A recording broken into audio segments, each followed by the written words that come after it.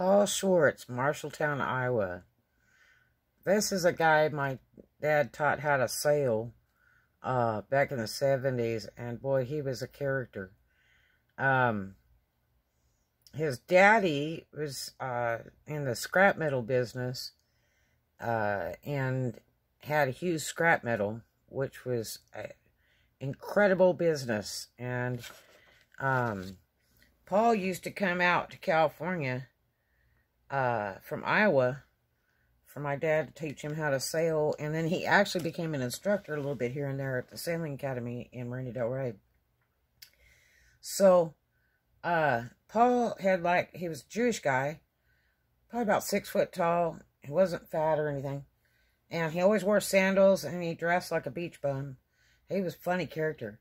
He had those aviator glasses, and he had, like, this afro red, curly kind of looking hair. And he always laughed. He just, everything was funny. A real character. And so every time he would come out, he would bring, you know, he would drive. And he would bring a really pretty car. Which I think was probably his dad's car collection or something. And one year he came out with a car just like this, with the silver and the black. And they were old 60s vets, and they were just beautiful things. Absolutely beautiful, and too much fun to ride in. Every time they come out, I get to go for a ride. And, man, what a cool car. And just so much fun. And I just thought Paul was just, like, really cool. He was just so much fun to hang out with, and I was a lot younger than him. But, he was going to college, and it was like for business or a lawyer or something. And he was so funny. It was like you kind of thought, when is he ever really serious? Because he was always cracking up. And my dad just thought the world of him. And his dad paid for him to do the sailing classes and all that stuff. And sometimes he'd stay with my dad. He was just really neat and a funny character. And he would come out like every year and hang out and do sailing stuff and that. And he'd bring a different car every time. And so this other time, he came out in this. It was a little red Corvette like that black one with the silver trim. And this one was just the prettiest orange red. And I forget what we were doing. I think we were going out to my dad's girlfriend's house, Jill Maybon, out in the valley in Calabasas. And in California, if you take Highway 1 or 101, they changed it at one point. But anyway, that goes all the way up the coastline to San Francisco from Santa Monica. And so, in kind of in the middle there is Topanga Canyon to the right.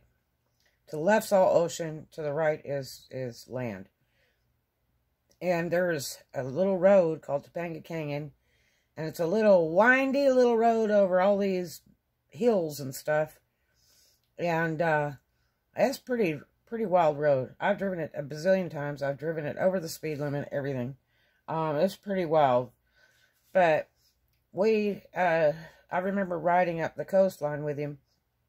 I think we were going out to Jilly's house, and with the top down and everything, and trying to talk, you know, carry conversation was about worthless, because the car just went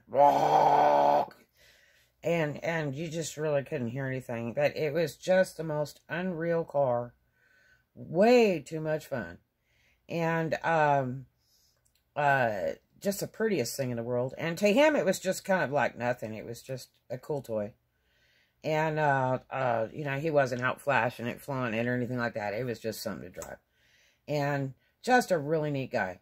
And so, one year he came out, and he was telling my dad, he said, so, my dad bought me a car.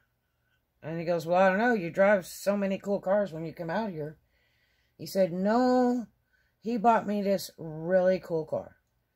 And he was telling us about it. And it looked like this.